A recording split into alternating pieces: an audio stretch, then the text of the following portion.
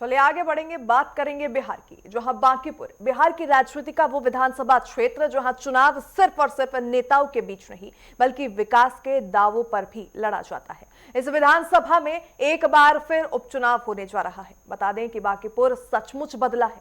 क्या विकास जमीन पर दिखाई देता है और क्या आम लोगों की जिंदगी आसान हुई है? आइए दिखाते हैं बांकीपुर का जमीनी रिपोर्ट कार्ड।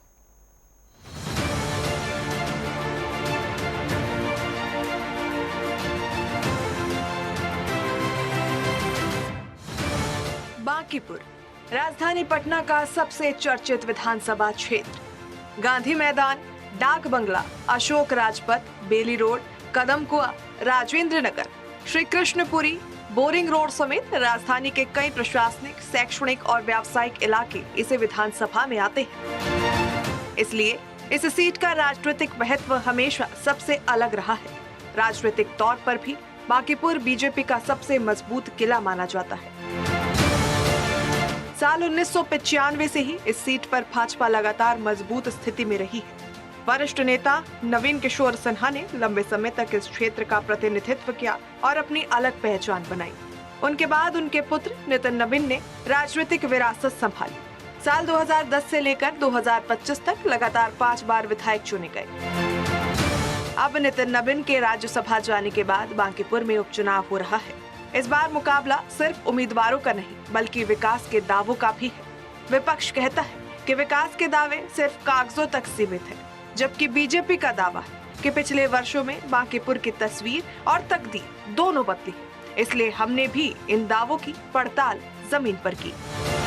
मैं इस वक्त मंदिरी नाले के ऊपर बने सड़क पर खड़ा हूं और इस सड़क का नाम है नवीन किशोर सिन्हा पथ। इस पथ के निर्माण में लगभग 115 करोड़ रुपए की लागत आई है। बांकीपुर विधानसभा क्षेत्र में मंदिरी नाला एक अहम स्थान रखता है, क्योंकि इस नाले के ऊपर बने सड़क से बेली रोड से जेपी पथ की जो दूरी है वो लगभग कम हो जाती है। आज जिस सड़क पर सरपट गाड़ियां दौड़ रही है, कभी यहाँ बदबूदार नाला हुआ करता था। बरसात के दिनों में जल जमाव, गंदगी और घंटों जाम से लोग परेशान थे, लेकिन नाले के ऊपर सड़क के निर्माण होने से यातायात सुगम हुआ है।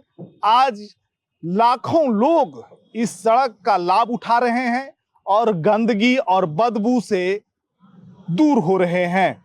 आसपास के वार्डों की जल निकासी की व्यवस्था यहाँ पहले बदतर थी और जब यह सड़क निर्माण हुआ, जब नाले के ऊपर सड़क बना, तब जल निकासी की जो व्यवस्था है वो सुगम हुई और इसके साथ साथ जो स्वास्थ्य से संबंधित समस्याएं थी वो भी धीरे धीरे खत्म हो गई, क्योंकि इस नाले के अगल बगल इतनी गंदगी थी कि लोग इधर आना नहीं चाहते थे।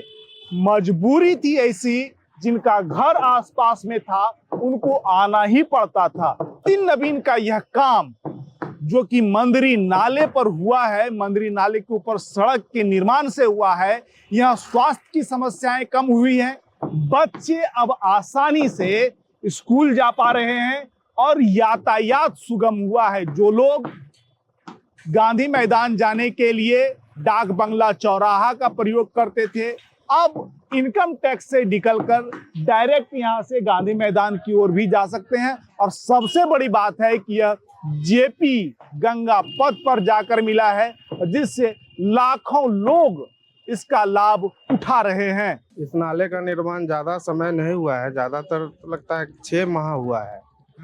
इसका लाभ यही हुआ है कि हम इनकम टैक्स से और काली मंदिर तक जाने वाले लोगों को सुविधा मिली है, बहुत सुविधा मिली है, आसानी हुई है। पहले तो बहुत मच्छर लगता था, आसपास में गंदगी थी, कभी कभी जल जमाव हो जाता था, नाला का पानी रुक जाता था, उस समय बहुत तरह का प्रॉब्लम होता था लोगों को। अब सब दूर हो चुका है, अब उतना दूर अब नहीं होता है वैसा। आसपास में बहुत साफ सफाई रहती है, लोगों को आने जाने में सुविधा होती है। पटना की बढ़ती ट्रैफिक चुनौतियों से निपटने के लिए double decker flyover game changer माना जा रहा है। तकरीबन 422 करोड़ रुपए की लागत से बने इस फ्लाईओवर ने अशोक राजपथ के ट्रैफिक सिस्टम को नई दिशा दी है। अब शहर में पहली बार 3 स्तरों पर यातायात संचालित हो रहा है। पटना कॉलेज से साइंस कॉलेज तक ट्रैफिक का दबाव काफी कम हुआ है। आने वाले समय में इसे मेट्रो और मल्टी लेवल पार्किंग से जोड़ने की भी योजना है। यानी राजधानी पटना के ट्रैफिक को भविष्य की जरूरतों के मुताबिक तैयार करने की कोशिश जारी है। मैं अभी बिहार के पहले डबल डेकर पुल के पास खड़ा हूं। यह पुल अशोक राजपथ पर बना है और इसकी लागत 422 करोड़ रुपए के आसपास है। यह पुल के निर्माण होने से अशोक राजपथ पर जो यातायात का दबाव बनता था, क्योंकि यह एक बिजी क्षेत्र है, इसी अशोक राजपथ पर पटना का यानी बिहार का सबसे प्रसिद्ध अस्पताल पीएमसीएच है, पटना मेडिकल कॉलेज है और इसके अलावा शैक्षणिक संस्थान पटना विश्वविद्यालय और एनआईटी सहित कई महत्वपूर्ण शैक्षणिक संस्थान भी हैं। इस पुल के बन जाने से जो यातायात का स्तर है वो 3 स्तर पर हो गया है। जहां पर हम खड़े हैं ये सबसे निचला स्तर है और ये जो आपको सामने दिख रहा होगा ये अशोक राजपथ का बीचला स्तर है, यानी ये एनआईटी की ओर से आता हुआ सड़क है और ये सड़क गांधी मैदान कारगिल चौक तक जाती है। और इसके ऊपर ये दिख रहा होगा ये सड़क जो है गांधी मैदान कारगिल चौक से होकर एनआईटी तक जाती है।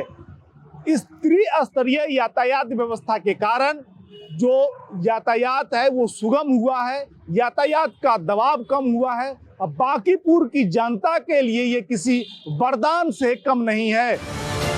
बांकीपुर में स्वास्थ्य सुविधाओं को मजबूत करने के लिए अर्बन हेल्थ सेंटर भी विकसित किया गया है।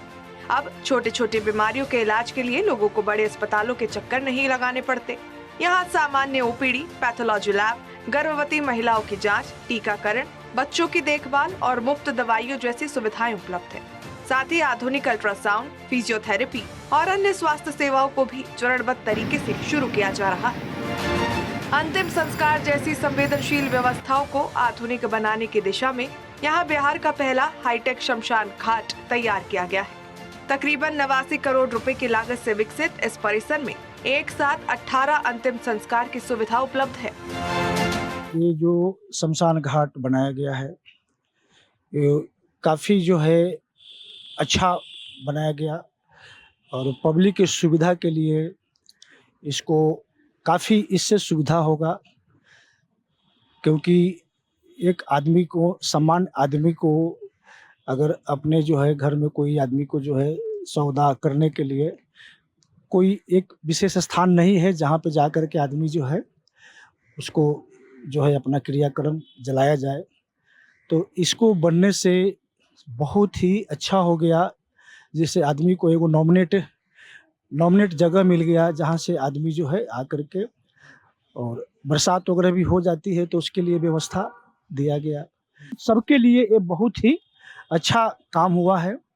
इसके लिए हम बिहार सरकार को धन्यवाद करना चाहते हैं। जिस तरीके से बांकीपुर विधानसभा क्षेत्र में काम हुआ है, नागरिक सुविधाएं बढ़ी हैं, हाईटेक यानी बिहार का पहला हाईटेक शमशान घाट बांकीपुर विधानसभा क्षेत्र में ही है। मेरी मौजूदगी अभी बांस घाट पर है जिसे हाईटेक बनाया गया है। यहाँ पर 18 शव एक साथ जलाए जा सकते हैं।